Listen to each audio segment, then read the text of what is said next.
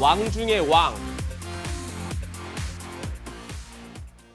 다음 주 본격적인 청문회 전국이 시작됩니다. 민주당은 송곳 검증을 예고하고 있는데요. 박홍근 민주당 원내대표는 청문회 후보자들을 두고 로비왕, 횡령왕, 갑질왕, 찬스왕 등의 별명을 붙였습니다. 그러면서 그중 왕 중에 왕이 있다 이렇게 말했는데 누굴 지칭한 걸까요? 직접 들어보시죠.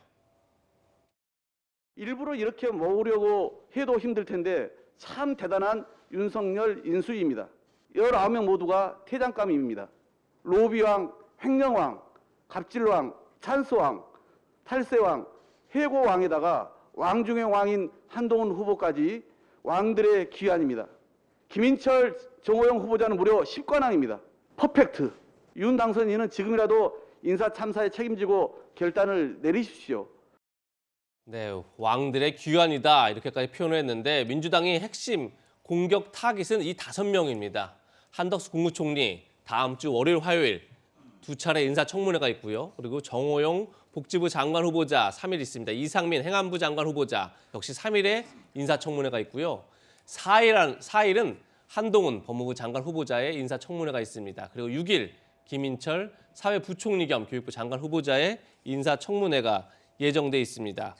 최진문 교수님, 한덕수 후보자는 국회의 인준을 받지 않으면 총리로서 역할할 수가 없는 거죠. 과연 민주당이 찬성할지 그게 관심일 테고 또 나머지 장관 후보자들은 민주당이 청문 보고서를 채택에 반대하더라도 윤석열 당선인이 임명을 강행할 것이냐 이게 이제 관심일 텐데 어떻게 전망하세요? 그러니까 첫째, 이제 총리 후보자 같은 경우에는 처음에는 사실은 크게 문제가 안 될 거라고 생각, 무난하게 될 것처럼 생각을 했어요. 근데 의혹이 생각했던 것보다 훨씬 더 많이 나오고 있는 상황이고 최근에 보면 여론조사 상당히 팽팽해요. 찬성과 반대가. 찬반이요? 네, 그런 상황이라고 하면 제가 볼 때 무난히 통과할 수 있는 상황은 아니다. 한덕수 총리 같은 경우에 지금 그 예전에 우리가 알지 못했던 그분이 여러 가지 이제 직책을 맡으셨고 또 법인하고 또 일반 회사하고 그리고 이제 공직을 왔다 갔다 하셨잖아요. 로펌에서 고문도 맡으셨고 기업에서 이사도 맡으셨고 그러셨죠. 그러다 보니까 이제 이런 문제가 사실은 논란이 되고 이해충돌의 문제도 있는 것이고요. 이런 부분들이 명쾌하게 해명이 안 되고 또 국민 여론이 어떻게 흘러가는가 제일 중요하다고 생각해요. 그래서 국민 여론이 어떻게 흘러가느냐에 따라서 민주당이 인준을 안 해줄 가능성은 저는 있다고 봅니다. 지금 현재 살아있는 카드라고 보여지기 때문에 청문회 과정에서 어떻게 해명이 나오고 답변이 나오느냐 그것이 여론에 어떤 영향을 미치냐에 따라서 민주당의 선택이 달라질 가능성은 저는 충분히 있다고 봅니다. 다만 장관 후보자들 같은 경우에 지금의 태도를 보면 저는 윤석열 당선인이 취임하고 나시면 그냥 밀어붙일 것 같아요. 그건 제 생각입니다. 물론 어떻게 하실지 모르겠지만 왜냐하면 저렇게 논란이 되고 있는 정호영 후보자 특히 그러면 사실은 좀 그 인수위 측에서 얘기를 해서 물러나게 하거나 이런 조율이 좀 필요한 상황이라고 저는 보거든요. 청문회까지 끌고 가는 것 자체가 상당히 큰 부담이라고 저는 봐요. 거기 가서 또 다른 어떤 의혹이 나올지도 모르고요. 그런 상황에서 저분을 계속 저렇게 뭐 아직은 뭐 증거가 나온 게 없지 않느냐 이런 식으로 방어하면서 간다. 이거는 제가 볼 때 만약에 문제가 있다 하더라도 청문 보고서 채택이 안 돼도 임명을 강행할 듯한 모습으로 보여져서 아마 강행을 하지 않을 거로 예상이 됩니다. 네, 논란이 큰 인사청문회를 앞두고 국민의힘 내부에서도 우려의 목소리가 나옵니다. 윤희숙 전 의원, 정호영 복지부 장관 후보자와 김인철 교육부 장관 후보자를 두고 자진 사퇴를 요구했는데요. 그 발언 들어보시죠. 김인철 교육부 장관 후보자 그리고 정호영 보건복지부 장관 후보자를 중심으로 이 아빠 찬스 논란이 있죠. 제일 중요한 게 그러니까 이거 가지고 막 논쟁하는 모습을 논쟁하지 말라. 국민들이 보면 피곤하고 본인들도 조금 전체 공동체를 위해서 조금 더 멋있는 모습을 보여주셨으면 좋겠고. 멋있는 모습이 뭡니까? 사퇴해야 됩니까 그러면? 저는 사실 좀 그랬으면 좋겠어요. 저도 배지 떼고 조사 받았어요 경찰한테. 그 장관 자리가 뭐 대단해요 솔직히. 네, 윤 전 의원은 지난해 8월 국민권익위원회 조사 결과 부친의 부동산 투기 의혹이 불거지자 의원직을 사퇴한 바 있었습니다. 일부 후보자들이 자진 사퇴할 이런 가능성도 나올 수 있을까요? 어떻게 보십니까, 소 국장님? 일단은 뭐 청문회까지 하고 나서 판단해 본다라는 기조를 이 당선인 측에서는 가지고 있는 것으로 그렇게 보이는데 청문회 이후에 저는 뭐 그런 가능성을 청문회를 전후해서 배제할 수 없다라고 생각합니다. 특히 정호영 보건복지부 장관과 김인철 부총리 겸 교육부 장관 이 두 분과 관련해서는 여러 가지 의혹들이 많이 제기가 됐었지 않습니까? 아빠 찬스 의혹에서부터 뭐 겸직을 사회이사를 11개를 했느니 뭐 또 10대 의혹이다 이렇게 해서까지 얘기가 나왔고 또 장학금 관련해서 온 가족이 다 받은 이런 부분들이 계속해서 이제 논란이 되고 있고 이게 법적으로 어느 정도의 위반 사항이냐 이런 부분은 이제는 이 국민들의 이 도덕적인 그 기준이 많이 높아진 상황이기 때문에 위법하냐 아니냐의 잣대만 가지고 판단하기는 좀 어렵습니다. 그러니까 어떤 도덕성의 기준도 중요한 하나의 판단 잣대로 봐서 이 문제를 결론 지을 수밖에 없고 그 두 후보자에 대해서는 많은 논란과 비판이 제기된 상황이기 때문에 청문회를 전후로 해서 자진 사퇴할 가능성을 저는 배제할 수 없는 그런 상황이다 이렇게 봅니다. 네. 민주당이 화력을 집중하고 있는 공격 타깃 넘버원 한 명을 꼽으라면 아마도 왕중왕이라고 불리는 한동훈 법무부 장관 후보자가 아닐까 싶은데요. 검수완박을 강하게 비판해온 한 후보자의 과거 발언부터 듣고 이야기 이어가겠습니다. 검수완박 저지하겠다고 밝히셨는데 그 검수완박 입법이 시행되면 힘센 범죄자들은 사실상 제도적으로 죄짓고도 처벌받지 않게 됩니다. 결국 이 법안이 통과되면 피해를 보는 것은 오직 힘없는 국민들 뿐입니다. 할 일을 제대로 하는 검찰을 두려워해야 할 것은 오직 범죄자뿐입니다. 이제는 지난 5년간 무슨 일이 있었길래 이렇게 명분 없는 야반 도주구까지 벌여야 되는지 국민들께서 많이 궁금해하실 거라고 생각합니다. 네, 한동훈 후보자의 인사청문회는 4일 잡혀 있습니다. 아마 검수완박 법안이 국회를 통과하고 국무회를 거쳐서 공포될 시점에 열리게 되는 건데요. 정혁진 변호사님, 네. 민주당과 한동훈 후보자 간에 아주 팽팽한 공방이 이어질 것 같아요.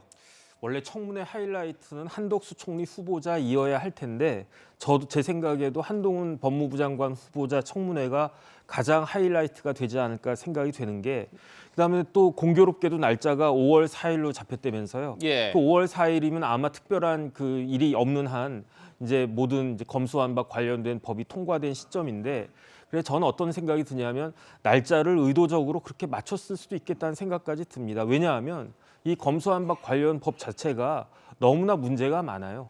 그 대표적인 증거가 뭐냐면은 계속 법안이 수정됐잖아요. 불과 며칠 사이에 거의 매일 수정되다시피 했으니까 만약에 제대로 준비가 되고 문제가 없는 법이었다면 이렇게 수정이 되지 않았겠죠. 또 하나는 검찰 외에 검찰은 직접 당사자니까 그렇다고 쳐도 뭐 변협, 민변, 형사소송법 학회 교수님들 다 비판을 하고 있단 말이에요. 그만큼 이 법 자체에 허점이 많다는 그러한 생각이 들기 때문에 어떻게 보면 그 5월 4일 날 그 청문회는 한동훈 청문회가 아니고 검수완박 관련된 법에 대한 청문회가 될 수도 있지 않을까 그런 생각이 들면서 그렇기 때문에 그때 청문회가 제대로 진행은 될까 그런 또 의심도 사실 걱정도 됩니다.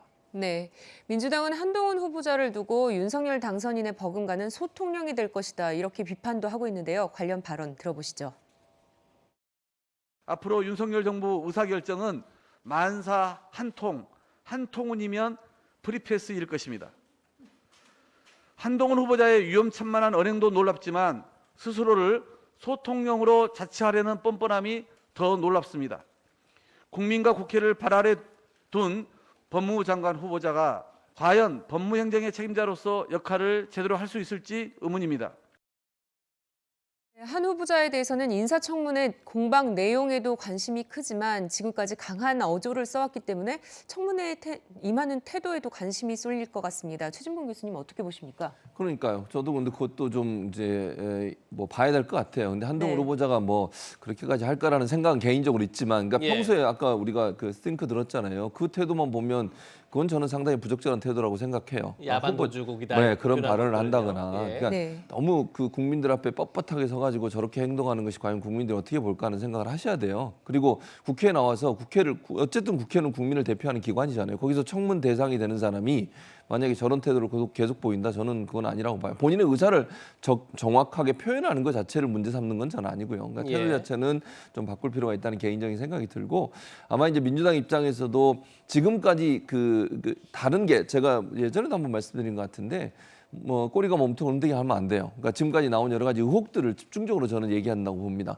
지금 현재는 의혹보다는 다른 게 지금 집중이 돼가지고 뭐 검찰 수사권 폐지 문제와 관련해서 논쟁이 돼버리면 안 돼요. 그건 청문회의 역할이 아니라고 보고, 물론 그 부분에 질문을 할 수 있습니다만 그게 집중돼 버리면 지금 현재 나와 있는 여러 가지 의혹들 있잖아요. 어머님과 관련된 어머님이 임대업 하시는데 그 연말정산에 그 부양자로 집어넣은 문제도 있고 부인이 지금 그 주소를 옮겨가지고 자동차 구매하는 과정에서 그런 문제도 있고요. 또 어머니로부터 아파트를 받는 과정 이런 여러 가지 얘기들 이런 부분들을 집중적으로 얘기해서 정말 그 청문회 검증이 잘 될 수 있도록 하는 쪽으로 가야 된다. 뭐 검경 수사권 조정에서 얘기는 할 수 있지만 그게 주가 돼 버리면요 이건 논쟁이 돼 버려서 한동훈 후보자에 대한 검증이 제대로 이루어지지 않을 수 있어요. 그 부분은 좀 민주당이 주의 깊게 집중해야 될 부분이 아닌가 이렇게 생각을 합니다. 네. 네, 민주당이 인사청문회를 두고 강도 높은 검증을 예고하면서 윤석열 정부가 내각을 구성하지 못한 채 출범하는 것 아니냐 이런 전망도 나옵니다. 국무총리의 경우 국회의 동의가 필요한데요. 과반이 민주당이 반대한다면 임명이 불가능한 그런 상황이죠. 윤석열 정부가 출범하면서 결국 김부겸 총리가 잠시 총리직을 이어가며 장관들에 대한 재청권을 행사하는 그런 일이 벌어질 수 있다 이런 전망이 나오는 건데요. 왜냐하면 헌법상 국무위원은 반드시 국무총리의 재청으로 대통령이 임명하게 돼 있기 때문입니다. 또 청문회 상황에 따라서 윤석열 정부가 국무회의를 열려면 문재인 정부의 장관을 빌려오는 그런 상황이 불가피하다 이런 말도 나옵니다. 그러다 보니까 결국 새 정부 출범 이후 당분간 상당 기간 신구 정부 간의 불편한 동거가 이어지는 것 아니냐 이런 얘기가 나오고 있는 건데 소영수 국장님 네. 어떻게 전망하십니까? 그럴 가능성이 좀 커 보입니다. 과거에도 뭐 그런 경우가 있었죠. 이제 1998년에 김대중 정부로 정권 교체가 됐을 때도 김영삼 정부의 총리였던 고건 총리가 재청을 한 적이 있고 2017년 문재인 정부가 등장했을 때도 박근혜 정부의 경제부총리였던 유일호 경제부총리가 그 당시 재청을 했습니다. 지금 상황 보면 이제 한덕수 후보자의 청문회 결과가 어떻게 되느냐가 중요한 거죠. 그 부분이 인준이 되느냐 안 되느냐, 국회를 통과하느냐 못하느냐에 따라서 좀 변화가 있을 것으로 보이는데 만약에 그 여의치 않은 상황이 되면은 아마 이제 추경호 부총리 부분에 대한 부분을 먼저 통과를 시키고 그러면 김부겸 국무총리가 추경호 부총리 부분에 대해서 이제 재청을 하고 그런 뒤에 추경호 부총리가 나머지 국무위원들을 재청하는 이런 형식을 밟을 가능성도 있거든요. 네. 그럴 현재로서는 그럴 가능성이 조금 더 크지 않나 하는 좀 생각이 듭니다. 문제는 이게 국무회의가 국무위원들이 19명인데 국무회의를 열려면 과반수 참석이 돼야 되거든요. 10명은 돼야 되는데 그 안에까지 나머지 국무위원들에 대한 청문회 임명이 여의치 않게 된다면 현재 문재인 정부의 장관들이 이제 국무회의에 참석해서 국무회의의 그 정족수를 채우는 이런 일이 발생할 가능성도 있습니다.